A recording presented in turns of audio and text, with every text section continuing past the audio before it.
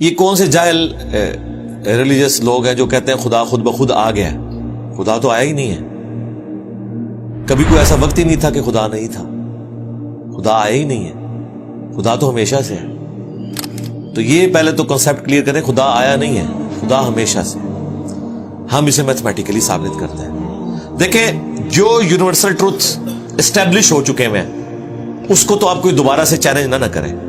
یعنی یہ universal truth ہے کہ 2 + 2 = 4. ٹھیک ہے, اب اسے کوئی 5 یا 3 بنانے کی کوشش کرے تو ظلم پر مبنی کام کر رہا ہے. اب دوبارہ سے ویل بھی انوینٹ کر لیں تب بھی یہ میتھمیٹیکل ایکویشن تو اپنی جگہ رہے گی. بالکل اس طریقے سے یہ چیز اسٹیبلش ہو چکی ہے کہ کائنات پہلے نہیں تھی تو آئی ہے. آپ کو پتا ہے کچھ عرصہ یہ نظریہ رہا ہے 17ویں اور 18ویں صدی میں کہ یہ اسٹیڈی سٹیٹ کائنات ہے, ہمیشہ سے ایسے ہی چل رہی ہے. لیکن یہ اب نظریہ اپنی موت مر گیا. ہم جس ایرا میں بیٹھے ہیں نا, یہ نظریہ ختم ہو چکا ہے. آج سے نہیں, بگ بینگ کے بعد سے, جب وہ ہبل نے وہ ٹیلیسکوپ کے ذریعے چیز دیکھی تھی 1920s میں. ہبل آپ کو پتا ہے بہت بڑا سائنٹسٹ تھا امریکہ میں. اس نے ٹیلیسکوپ کے ذریعے جب یہ سٹارز کی موومنٹ دیکھی, اس کے اوپر میری تفصیلی ویڈیو بھی ہے, بلیک ہولز کے اوپر بھی آپ دیکھ لیں, اور فرام کریشن ٹو کریٹر بھی دیکھ لیں. اس میں میں نے بتایا تھا ہو از اللہ, اس میں بھی بتایا تھا. ہدایہ وکٹری چینل کے اوپر ہمارے بھائی نے دیکھیں کس طرح اس میں ویلیو ایڈیشن کی ہے, وہ ساری ویڈیوز ہیں. تو ہبل نے یہ دیکھا کہ کائنات میں جتنے بھی یہ اجرام فلکی ہیں, یعنی آسمان پہ جتنے آپ کو سیارے ستارے نظر آ رہے ہیں نا, ان میں ایک کامن چیز یہ ہے کہ سب ایک دوسرے سے دور جا رہے ہیں. اور اس کے لیے اس نے اسپیکٹرم جب ڈرا کیا, اسپیکٹرم جب گریجولی کسی چیز کا لائٹ کا اسپیکٹرم ریڈ کی طرف شفٹ ہو, اٹ مینز کہ وہ آپ سے دور جا رہی ہے. تو یہ چیز لاجیکل تھی کہ جب یہ دور جا رہی ہے تو اس کو ٹائم میں ریورس کیا جائے تو کسی ایک جگہ سے شروع ہی ہوگی. یعنی میں ہاتھ میں کچھ بالز پکڑوں اور انہیں یوں پھینکوں, سارے ایک دوسرے سے دور جائیں گے. اور یہ یونیورسل ٹروتھ ہے کہ یہ دور اس لیے جا رہے ہیں کہ کہیں ایک جگہ سے یہ سٹارٹ ہوئے تھے. یہ تو ایک نیچرل چیز ہے.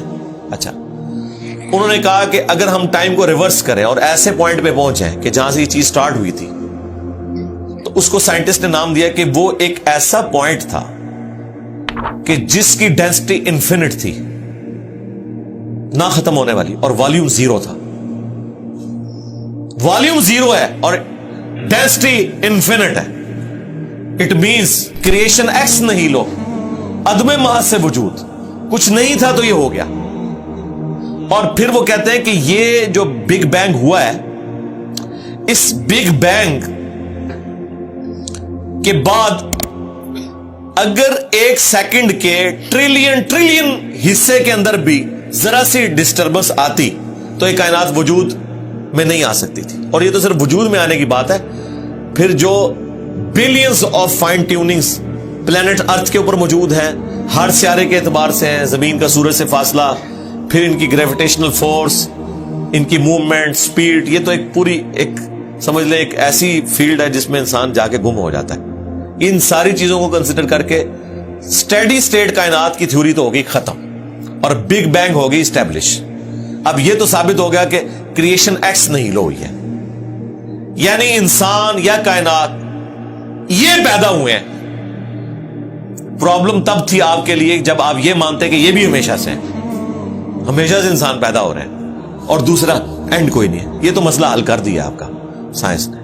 ان کا نہیں, کریشن تو ہوئی ہے. اب اس کا کریٹر ہے یا نہیں ہے, اس کے اوپر وہ آ کے بات کرتے ہیں. اب یہ جو فائن ٹیوننگز ہیں, ان کو سمجھنے کے لیے اتنے دماغ کی ضرورت ہے, اتنے برینز کی ضرورت ہے. ڈی این اے کی اسٹرکچر کو سمجھنے کے لیے, اس ہارمونی کو سمجھنے کے لیے, بنانے کے لیے نہیں سرکار. اتنے برینز لگ جائیں. آج تک ہم ڈسکوریز ہی کر رہے ہیں. یہ جتنے ہم چیزیں دریافت کرتے ہیں نا, وہ ہم قانون قدرت دریافت کرتے ہیں. یعنی اگر ہم نے یہ چیز ایکسپلور کر لی ہے کہ سورج مشرق سے نکلتا ہے, مغرب میں غروب ہوتا ہے ود رسپیکٹ ٹو زمین, ویسے تو غروب ہوتا ہی نہیں ہے نا, نکلتا ہے. تو یہ ایک فزیکل فینومینا ہے جو ہم نے ڈسکور کیا ہے. اس فینومینا نے سورج کو پیدا نہیں کیا. یہ کریٹر آف سن تو نہیں ہے, یہ اگر آپ کو پتا چل گیا. انڈے میں سے چوزا نکلتا ہے, اور چوزا اتنے عرصے کے لیے انڈے کو آپ گرمائش میں رکھتے ہیں 22 دن کے لیے مرغی کے نیچے یا کسی مشین میں. تو اس انفارمیشن نے چوزے کو پیدا نہیں کیا, بلکہ یہ چوزے کے پیدا ہونے کے بارے میں انفارمیشن ہے. آپ اس کے اندر مزید چلے جائیں, جتنا ڈیپ ڈگ کرتے جائیں, الٹیمیٹلی آپ کی ایک انفارمیشن ایڈ ہوگی. یہ نہیں ہوگا کہ آپ کو یہ پتا چل جائے کہ اس نے پیدا کیا. وہ تو مرغی کو خود نہیں پتا جو پیدا کرنے والی ہے, کروکوڈائل کو, ایلیفینٹ کو یہ پتہ ہی نہیں میرے اندر کیا کیا کوالٹیز ہیں. جس کو یہ پتہ ہی نہیں میرے اندر کیا کوالٹیز ہیں, انسان کو نہیں پتا ابھی تک میرے اندر کیا کوالٹیز ہیں. یہ تو بھی سائنس تھوڑا بہت آپ کو ایکسپلور کر رہی ہے. تو کریٹر تو ہم ان کوالٹیز کے ہے ہی نہیں ہے. اور پھر پیچھے ایک برین اس اعتبار سے ہے کہ وہ ایک آرگنائز طریقے سے, اور یہ بھی چیز ڈیفینیٹلی فیزیبلٹی کے تحت آپ سمجھیں میتھمیٹکس میں اسٹیبلش ہو چکی ہے کہ یہ پورے ایک آرگنائز طریقے سے جو چیز چل رہی ہوتی ہے اس کے پیچھے ایک برین ضرور ہوتا ہے. برین کے بغیر یہ کوئی ڈیزائن کر نہیں سکتا. فزکس کا سیکنڈ آف تھرمو ڈائنامکس جو ہے کہ انٹروپی یا تو کانسٹنٹ رہتی ہے یا انکریز کرتی ہے, یعنی ڈس آرڈر. خدا نہ خاصا یہاں پہ دھماکہ ہو جائے تو ہر چیز بکھر جائے گی. اس کے بعد دنیا کا کوئی دھماکہ دوبارہ اس کو اس حالت میں ارینج نہیں کر سکتا. اس کو کہتے ہیں انٹروپی, کہ کہیں پہ بگاڑ آتا ہے تو وہ بڑھتا ہے. یہ ہو سکتا ہے کہ مزید آپ لوگ لائیں تو یہ بگاڑ اور بڑھتا جائے, یا جتنا ہے اتنا ہی رہے, واپس آرگنائز نہیں ہو سکتا جب تک کہ دوبارہ سے انٹروین کر کے آپ یہ کرنا. جس طرح وہ زیارت میں انہوں نے محمد علی جناح کے وہ سارے وہ میوزیم تباہ کر دیا تھا دہشت گردوں نے, تو دوبارہ سے انہوں نے بنایا, تو خود بخود تو نہیں بنا. دھماکے کے بعد تو سب کچھ خود بخود پھیل گیا تھا, لیکن دوبارہ اس جگہ پہ لانے کے لیے آپ کو بجٹ لگا ہے, برین لگا ہے, ایفرٹ پٹ کی ہیں, پھر جا کے وہ آرگنائز ہوا ہے. تو اس کا مطلب ہے آرڈر بنانے کے لیے برین چاہیے ہوتا ہے, ڈس آرڈر کے لیے کوئی مسئلہ نہیں. اور ڈس آرڈر کے بعد دوبارہ آرڈر بن جائے اس کے لیے برین چاہیے. سرکار یہ کون سا ڈس آرڈر ہے, یہ کون سا بگ بینگ ہے؟ چھوٹا سا دھماکہ آرگنائز نہیں کرتا, چیز کو بگاڑتا ہے. اور اتنا بڑا دھماکہ اتنا بڑا آرڈر لے آیا ہے کہ پلانٹ ارتھ کے اوپر 2 ملین سے زیادہ سپیشیز ہیں. ایک ایک سپیشی کے اوپر آپ زندگی گزاریں, آپ صرف اس کی عادتیں ہی نہیں بتا سکتے کیا ہیں. یہ تو چھوڑ دیں کہ یہ بنی کیسی ہے. تو یہ تو ایک نہ ختم ہونے والا سلسلہ ہے. تو یہ برین تو اسٹیبلش ہے. اب اگلا سٹیپ یہ ہے کہ یہ جو برین ہے, وہ رچرڈ ڈاکنز بھی کہتا ہے نا دا گاڈ ڈیلوژن میں, جب فریڈ ہائل کا جملہ اسے کوٹ کیا گیا نا, فریڈ ہائل ایک بہت بڑا سمجھے فلاسفر بھی تھا, سائنٹسٹ بھی تھا. اس نے کہا تھا کہ انسان کا بن جانا خود بخود یہ اسی طرح کا فینومینا ہے, یہ اس سے بڑھ کر کمپلیکس فینومینا ہے کہ کوئی شخص یہ کلیم کرے کہ کوئی ہوائی جھکڑ ٹورنیڈو چلا اور اس نے کوڑے کباڑ کے ڈھیر سے مٹیریل اٹھایا اور ایک بوئنگ 747 تیار کر دیا. یہ دنیا کا کوئی پاگل بیوقوف آدمی بھی یہ بات نہیں مانے گا. اس کو چھوڑ دے, ایک بال پوائنٹ بننے کو کوئی نہیں مانے گا.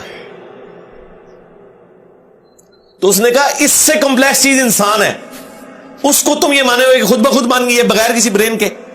اچھا, تو اس کا جواب آپ کو پتا ہے رچرڈ ڈاکنز نے کیا دیا؟ اس نے ایک چیپٹر بنایا, اس کی ہیڈنگ رکھی دا الٹیمیٹ بوئنگ 747.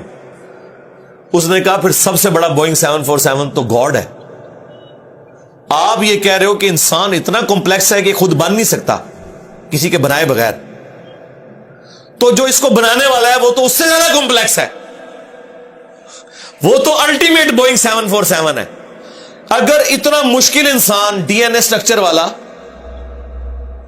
یہ آپ کہتے ہو خود نہیں بنے گا, اس کو کوئی بنائے گا, تو جس نے اسے بنایا ہے وہ تو اس سے زیادہ کمپلیکس چیز ہے, تو اس کا بھی کوئی کریٹر ہونا چاہیے. تو ہم نے کیا کہا تھا, رکو ذرا صبر کرو, for the sake of argument ہم تمہاری بات کے ساتھ ایگری کرتے ہیں, لیکن آگے چل. ہاں, وہ جو کریٹر ہے جس نے ہمارے کریٹر کو بنایا ہوگا تو یقیناً وہ ہمارے کریٹر سے بھی زیادہ کمپلیکس کریٹر ہوگا, تو پھر اس کا بھی کوئی کریٹر ہونا چاہیے. اب تو قیامت تک لگا رہا ہے, یہ ایکویشن کہیں ختم نہیں ہوگی تا وقت کہ کوئی ایک کریٹر ایسا ہو جسے کسی نے نہ بنایا ہو. تو وہی تو ہے لم یلد ولم یولد. سورہ اخلاص میں ہی تو ڈیفینیشن ہے, لم یلد ولم یولد. سرکار یہ آپ کو میتھ سمجھا سکتی ہے یہ آپ کو فزکس سمجھا سکتی ہے. یہ کتنی بڑی ڈیفینیشن ہے. ہم نے بچپن میں ایسے ہی یاد کر لیا کہ نہ اس کا کوئی باپ ہے نہ کوئی بیٹا. نہ یہ تو ہم ایک اخلاقی سے ترجمہ کر رہے ہیں نا. تو ایکچوئل ترجمہ ہے کہ نہ وہ خود کسی سے نکلا ہے نہ اس سے کوئی نکلا ہے, وہ ہمیشہ سے ہے.